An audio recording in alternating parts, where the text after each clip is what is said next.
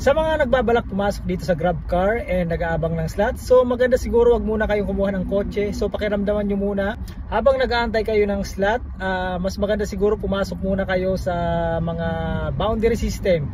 So para malaman nyo kung magkano ba yung kitaan dito and mapakiramdaman nyo kung kikita ba or kaya nyo ba hulugan yung iyong mga sasakyan. Siyempre iba't iba yung experience nating mga driver. Yung iba sinasabi kumikita sila, may iba naman sinasabi na mahina ang kita. So mas maganda kayo mismo ang makapag-experience. So pumasok muna kayo as boundary, marami naman nag-offer dyan. Tapos pag sa tingin nyo maganda naman at kumikita naman, yun pwede na kayo kumuha ng sasakyan and magantay kayo ng slot para makapasok kayo dito sa GrabCar. Mahirap din kasi na kumuha ka kagad ng sasakyan tapos hindi naman kagad makapasok. So sayang din yung monthly amortization, mabigat din yun pag monthly ka maghuhulog tapos walang kinikita ang iyong sasakyan. Yun lang, maraming salamat, sana nakatulong.